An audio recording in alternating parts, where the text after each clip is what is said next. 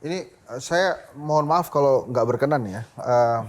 Kalau seorang muslim sudah pergi haji, kemudian pergi haji lagi, itu judulnya tuh serakah atau ngezolimin muslim yang lain tuh Pak? Maksud saya berani nggak pemerintah bikin kebijakan yang sudah pernah pergi haji, nggak boleh pergi haji dulu. Sampai seluruh umat muslim di Indonesia sudah pergi haji. Jadi ini nggak ada kaitannya juga sama, oh kalau haji itu diundang oleh Allah, jadi tamu Allah. Nggak begitu mau saya. Tapi ada nggak keberanian dari pemerintah, kalau Anda sudah pernah haji, kasih kesempatan muslim lain untuk berhaji. Jangan Anda mulu haji, Anda kan udah pernah haji. Artinya Mau masuk rekomendasi surga dari sendiri Anda DPR itu. ke pemerintah ya? Iya, jadi Undang-undang. ada usaha dari pemerintah untuk membatasi itu secara otomatis sistemnya. Jangan masuk surga sendiri dong, yang lain belum. Gitu mau saya. Berani nggak pemerintah begitu? Dan Ya. coba gimana Pak Ketua Dewan Pengawas? Ya, sebetulnya kalau DPR kita kan mendengar bagaimana aspirasi, ini aspirasi Om Hensat.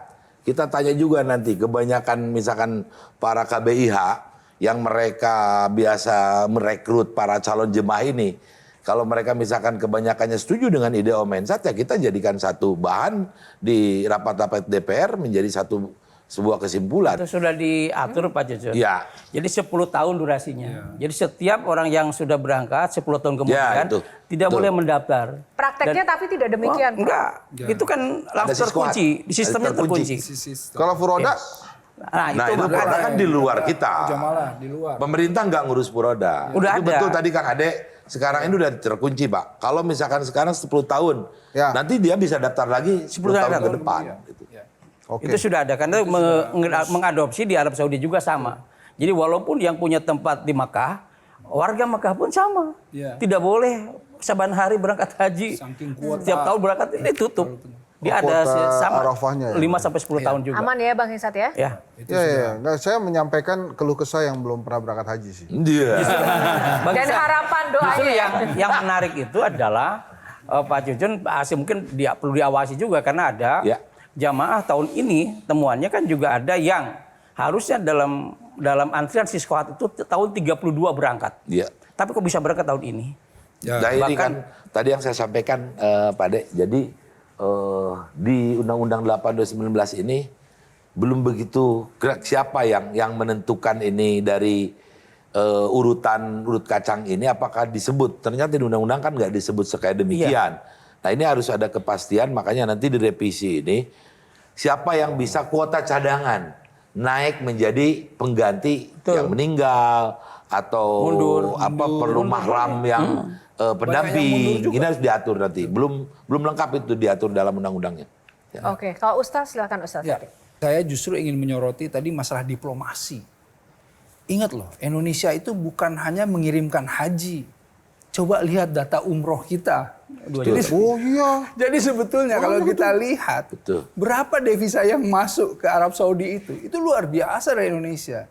Karenanya dari dulu saya itu ingin berharap kita meningkatkan ya diplomasi kita agar supaya kita mendapatkan justru fasilitas nomor 1. Ya, seperti sekarang. Kampung haji ini memang sudah cita-cita kita dari dulu. Nah, tinggal bagaimana kampung haji ini direalisasikan.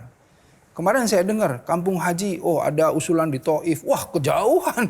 Harus di Makkah ya, di Haram karena jamaah kita itu tidak mau lepas dari masjid. Dan ini sangat dimungkinkan. Ya, kita ini punya kampung haji dan itu bergantung dari diplomasi dan kesiapan. Tetapi sebelum itu kan internalnya harus diberesin dulu nih.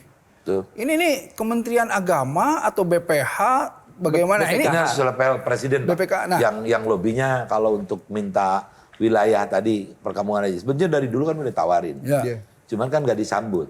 Ya. Sekarang sudah nggak mungkin. Yang Jabal Umar itu kan sudah dipakai masar Nah, mereka itu. iya, Udah Jabal nggak Umar. mungkin.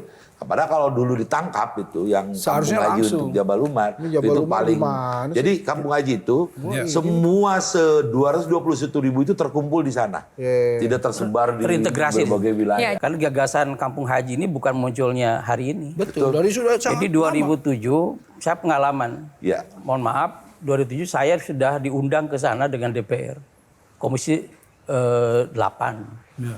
Itu masih, saya bisa cerita sedikit. itu pernah diunjukkan Darussalam Group itu ada di Kudai dan Oh, Jabal iya. Ka'bah. Iya, Betul. Dan itu pernah diukur, Pak. Dan itu respon kita sangat lemah di situ.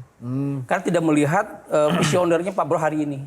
Kalau Prabowo hari itu visionernya ada di situ, saya kira jadi. Betul. Ini paling Nah, strategis. Peran DPR gimana Nah, untuk diplomasi? sekarang harus Kang Cucun bagaimana menyikapi usulan visioner presiden, kan udah tidak ada. Government di sana tuh beda dengan kita ya. Ya, betul. Yo ya. Om Hensat. Iya ya Pak. Jadi kita pernah ketemu antara majelis suro mereka dengan kita. Mereka bicara untuk urusan haji langsung raja. Oke. Tuh. Ya, DPR nih, DPR kita ada diplomasi kan ada GKSB ya kerjasama bilateral. Sampaikan ini untuk urusan haji raja langsung dan mereka nggak mengetahui skema apapun yang dilakukan. Makanya tadi saya sampaikan itu kalau tadi Pak D sampaikan 2007 Kudai jadi kompleknya kampung haji kita itu sangat strategis banget di sana. Sekarang mau cari tempat di mana ya mudah-mudahan tidak terlambat. Pak Presiden harus levelnya langsung. Ini antara pangeran Raja, ya. dari sana Muhammad bin Salman dengan Pak Presiden. Kalau yang datang hanya menteri, di sana beda. Oke. Jadi level diplomasinya harus sudah tingkat tinggi. Kelemahan kita adalah jamaah haji yang 221.000 itu manasiknya itu hanya 3 kali sampai 5 kali. Ada yang terbanyak sampai 15 kali. Ukurannya keberhasilan mereka manasik ilmu itu tidak ada.